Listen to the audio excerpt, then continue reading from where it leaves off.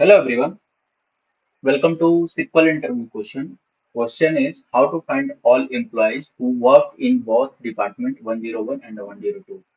Suppose हमारे पास एक employ table है जिसमें डिपार्टमेंट्स भी हैं और उसमें अलग डिफरेंट डिफरेंट डिपार्टमेंट आईडी हैं। तो आपको फाइंड आउट करना है एम्प्लॉय वैसे एम्प्लॉय जो इन दोनों डिपार्टमेंट में काम कर रहे हैं 101 एंड 102 में। तो हम रन करके टेबल्स को देख लेते हैं। इस टाइप का टेबल होगा आपके पास, जैसे जिसमें एम्प्लॉय आईडी होगा, एम्प्लॉय नेम होगा, सैलरी होगी, manager ID, department ID, join date.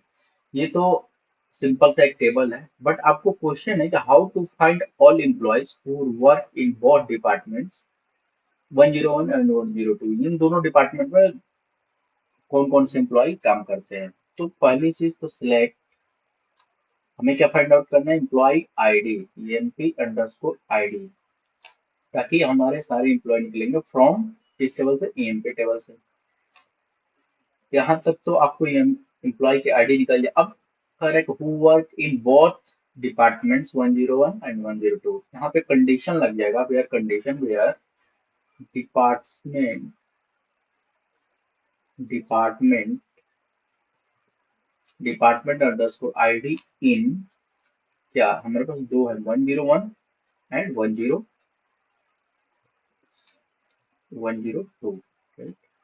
ये दोनों डिपार्टमेंट में ये एम्प्लॉय आईडी, ये ये एम्प्लॉय आईडी है जो ये दोनों डिपार्टमेंट में काम करेंगे, राइट।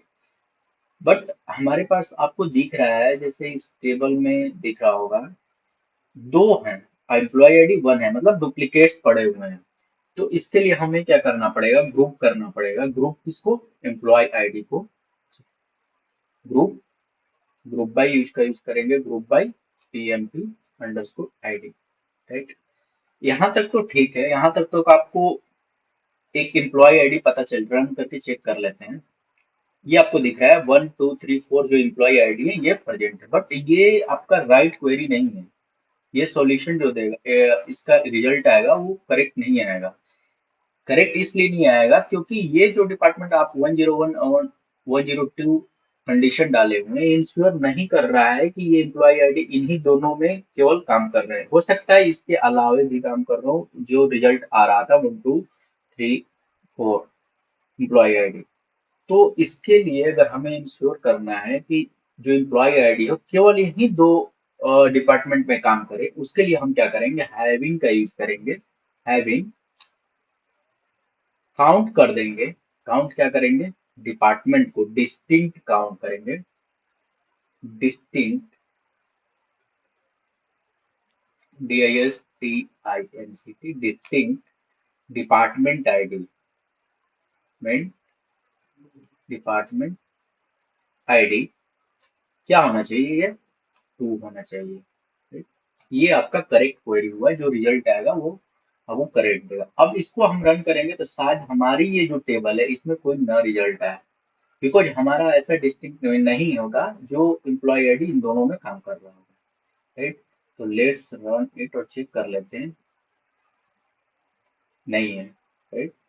तो ये जो आंसर आ रहा है इस क्वेरी के थ्रू आपको ये हैविंग काउंट जो इंश्योर कर रहा है कि जो भी एम्प्लॉय काम करेगा इस दोनों डिपार्टमेंट में ही काम कर रहा है, उसी की एम्प्लॉय की इंफॉर्मेशन आएगा आपके पास।